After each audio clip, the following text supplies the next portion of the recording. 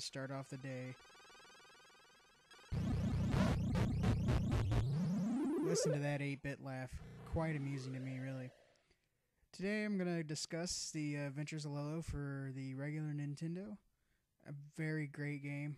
It started off a series of a few games of the Adventure of Lolo series. What's interesting about this game is the weapons are limited, but that's really not a problem in this game. It is a very fun, very challenging, hardcore puzzle game. As you can see, it starts off pretty simple. Your object is to collect all the heart-shaped symbols, and some of them give you weapons, as you just seen, which you can then turn your enemy to in a little bubble and push them around or shoot them twice to destroy them. That's your basic weapon. Once you get all the heart-shaped items, as you just seen, you collect the treasure chest and the door opens to the next stage. You pretty much repeat this process. Now, this game starts off fairly simple. It just introduced a little worm-looking enemy.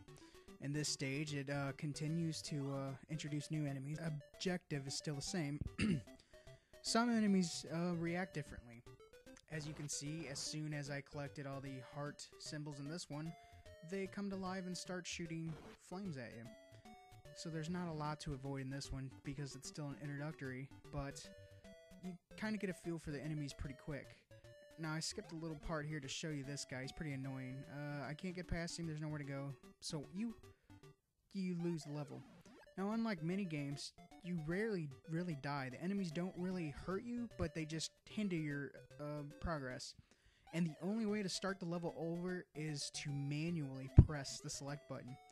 So just in case there's a way out and you didn't really think about it first, you still have the opportunity to change your decision because you don't really die until you hit select. And it does come in handy as some of the later levels do get very difficult, and it takes a few tries at them to get it going to complete a level. Now, in terms of this game and when I think about it in more detail, like I said, it starts off very easy, works its way up to extremely difficult levels, which can take you literally hours to figure out if you don't cheat. The game starts off introducing a few characters, one by one, sometimes multiple of the same, but regardless, you can still figure out their patterns. And most of the enemies only affect your gameplay and not kill you. Usually there's more than one way to beat the level.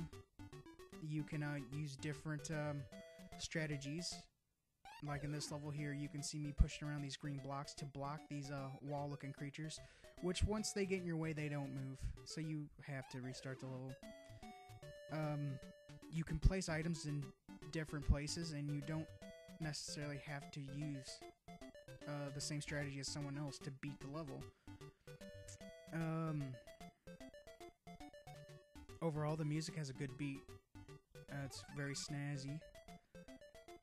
It's a very great series of puzzle games, and one of my favorite features of all in this game, unlike most password system in this game is only 4 characters long, which is less of a headache, because trust me, once you play this game and get hooked on it, it's going to be a headache all the way through trying to figure out all the puzzles. There are a few little bumps in the road here for you, though. There are no boss fights. There is one main bad villain, but there's really no boss fights. The music, like I said, it's snazzy, it's a good beat, but it wears thin after a while because it is the same song over and over and over.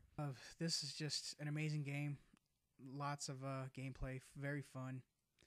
And if you are hardcore and you don't look it up, my hat's off to you. I've beaten this game one time in my video game career. Overall, it's a great game, and there's not a lot bad to say it. This is definitely one game I'd highly recommend to any puzzle fan.